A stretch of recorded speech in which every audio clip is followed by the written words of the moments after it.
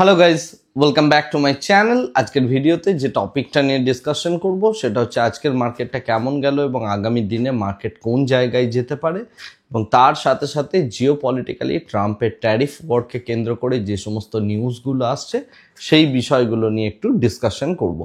তো প্রথম কথা হচ্ছে, আমরা যেই জিনিসটা দেখলাম সেটা হচ্ছে যে আজকের মার্কেটটা পুরোপুরিভাবে মিউটেড ছিল এবং 25,000 যে রেজিস্ট্যান্সটার কথা আমি বলেছিলাম ওটা মোটামুটি আড়াইটার পরবর্তী সময়ে ওখান থেকে কল রাইটার যারা ছিলেন তারা মোটামুটিভাবে সরতে শুরু করলেন, এবং তার ফলে আমরা একটা ট্রেন্ডিং মুভ লাস্ট আওয়ারে গিয়ে দেখলাম। অর্থাৎ আমার যে ভিউটা ছিল বিয়ারিশ টু নিউট্রাল, সেই ভিউটা এবার আমি একটু স্লাইডলি চেঞ্জ করব আগামীকালের জন্য, যেহেতু এটা লাস্ট আওয়ারে হয়েছে এবং সেটা হবে হচ্ছে বুলিশ টু নিউট্রালে এবার কনভার্ট হবে।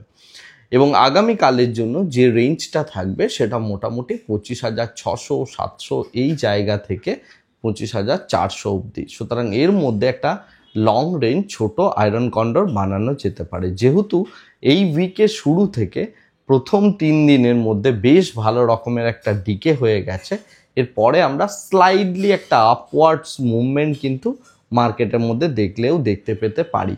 তো এটা হচ্ছে আপাতত মার্কেটের স্ট্রাকচার, এবং এই স্ট্রাকচারটার উপর বেস করে আগামীকাল এবং পরশু আমরা ট্রেড করব, মানে মূলত আগামীকাল ট্রেড করব। ট্যারিফ ওয়ারকে কেন্দ্র করে প্রচুর আমাদের নিউজ আসছে, একটা করে আসতে শুরু করেছে। অলরেডি 14টা কান্ট্রির ওপর ডোনাল্ড ট্রাম্প ট্যারিফ ওয়ার মানে তার যে ট্যারিফ সেটা বাড়িয়ে ফেলেছে। এর মধ্যে মায়ানমার এবং তার সাথে লাওস, এই দুটো কান্ট্রিজের ওপর ডোনাল্ড ট্রাম্প 40%-এর কাছাকাছি ট্যারিফ দিয়েছে। এছাড়া জাপান এবং তার সাথে সাথে সাউথ কোরিয়া, এই টাইপ অফ কান্ট্রিগুলোর ওপর টোটাল 25%-এর কাছাকাছি ট্যারিফ ডোনাল্ড ট্রাম্প দিয়েছেন। এবং এর ফলে জাপান এবং সাউথ কোরিয়ার যে গভর্নমেন্ট রয়েছে তাদের রীতিমতো বক্তব্য হচ্ছে যে রিনেগোসিয়েশনস করার জন্য তারা রেডি হচ্ছে, বাট তারা যথেষ্ট শকড। এবং এই জায়গা থেকে যে জিনিসটা বোঝা যাচ্ছে যে ইউএস গভর্নমেন্ট কিন্তু ট্যারিফ নিয়ে রীতিমতো একটা মানে স্ট্রং পজিশন রাখবে। জাপানের ওপর এই ট্যারিফ বাড়ানোর ফলে সোনি, তারপরে ধরুন আমাদের যে হিরোর যে গাড়িগুলো রয়েছে, হন্ডার যে গাড়িগুলো রয়েছে, এইগুলো প্রত্যেকটা কিন্তু ইউএসএতে, বা টয়োটার যে কার রয়েছে সেগুলো প্রত্যেকটা কিন্তু ইউএসএতে যথেষ্ট মানে এক্সপেন্সিভ হতে চলেছে, এবং ইউএসএর ইনফ্লেশন স্লাইডলি বাড়তে চলেছে। সুতরাং এই রকম একটা পরিস্থিতির ওপর দিয়ে ইউএস যাচ্ছে, এবং সে নিজে যেমন শক নিচ্ছে অন্যান্য বিভিন্ন কান্ট্রিকেও কিন্তু অলরেডি শক দেওয়াটা শুরু হয়ে গেছে। ইন্ডিয়ার সাথে যে নেগোসিয়েশন বা রিনেগোসিয়েশন যাই কিছু হোক না কেন, সেই বিষয়টা কন্টিনিউয়াসলি এখনও চলছে। এখনও কোনো কংক্রিট যে ডিসিশন মেকিং সেই জায়গাতে আসতে পারেনি ইউএস।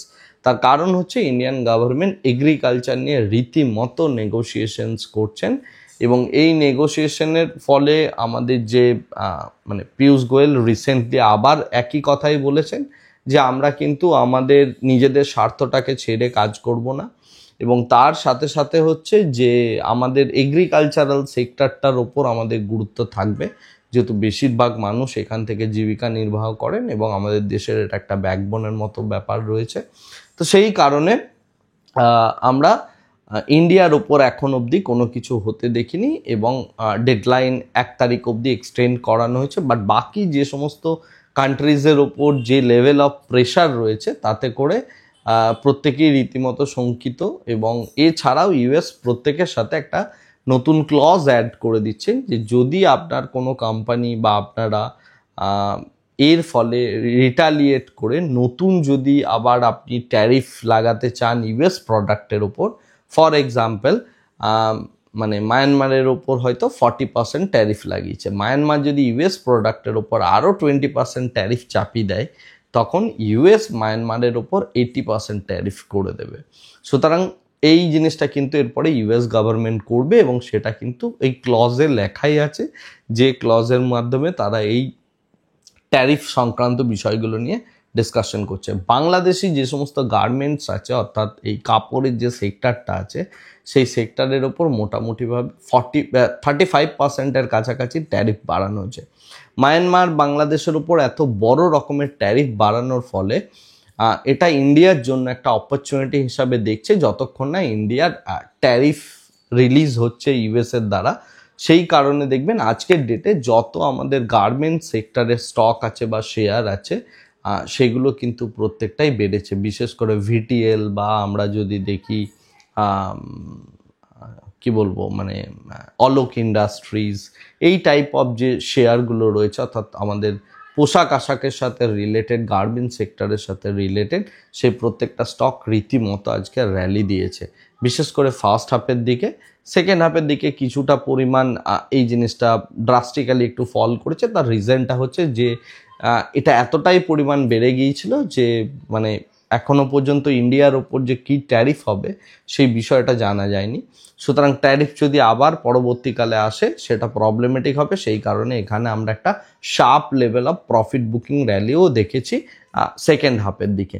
তো এটাই হচ্ছে আপাতত ট্যারিফ সংক্রান্ত নিউজ। আমাদের দেশের ওপর কোন প্রোডাক্টের ওপর কত ট্যারিফস আসছে না আসছে সেটার দিকে আমাদের তাকিয়ে থাকতে হবে। মোটামুটি পৃথিবীতে 14 থেকে 15টা কান্ট্রির ওপর অলরেডি ট্যারিফের এই রেট বা রেট কার্ড বা ট্যারিফ রিলেটেড চিঠি ইউএস গভর্নমেন্ট অলরেডি পাঠিয়ে দিয়েছে।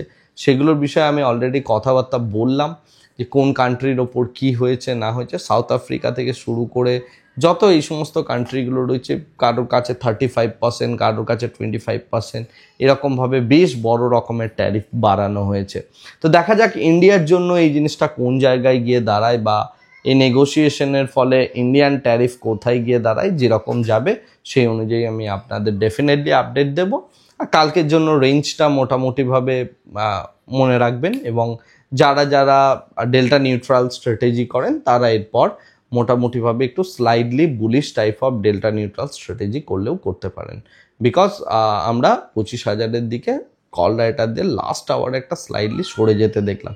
দেখা যাক আলটিমেটলি কোন জায়গায় যায়, এবং সেই অনুযায়ী আমরা আমাদের ভিউ বা স্টান্স চেঞ্জ করব। আজকের ভিডিওটা আপাতত এখানেই স্টপ করছি।